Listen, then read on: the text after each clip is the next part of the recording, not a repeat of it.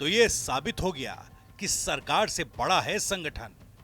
दरअसल ये सवाल इसलिए शोर कर रहा है क्योंकि नजूल संपत्ति विधेयक को लेकर यूपी सरकार बैकफुट पर आ गई है और ये सब हुआ अपनों की वजह से।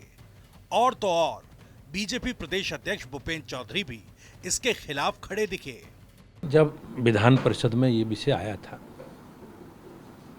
तो सदन में सबकी सहमति इस विषय को लेकर थी कि इस पर और बातचीत व्यापक रूप से इस पर विचार विमर्श हो और नियमों में ऐसी व्यवस्था है हमारे यहाँ कि इस पर और विचार विमर्श व्यापक तरीके से हो और इसके लिए प्रवर समिति को सौंपने की व्यवस्था है। तो सबने ये तय किया सहमति से कि इस पर बिल पर और गहनता से विचार विमर्श की आवश्यकता है और इसके लिए ये प्रवर समिति को सौंपा गया है। माननीय अध्यक्ष जी ने इसमें आदेश किया, सभापति जी ने। दरअसल विकास योजनाओं के लिए नजूल की जमीन उपलब्ध कराने की नीयत से योगी सरकार यूपी नजूल संपत्ति विधेयक 2024 लेकर आई थी। इस बिल को लेकर विपक्षी दल तो इसके विरोध में थे।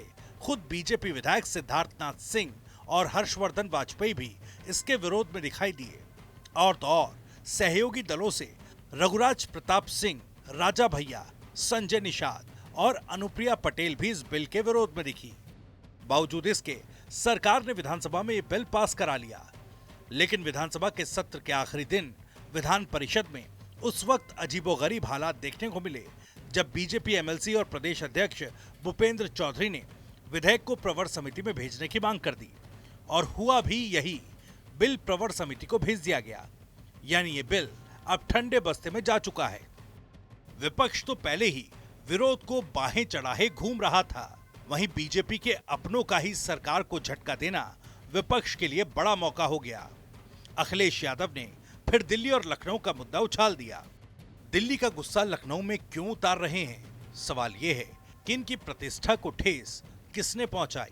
कह रहे हैं सामने वालों से, पर बता रहे हैं पीछे वालों को। कोई है पीछे? बहरहाल सियासी गलियारों में चर्चा है कि विधानसभा में ये बिल पास होने के बाद बीजेपी के ही तमाम विधायकों ने भूपेंद्र चौधरी से मुलाकात की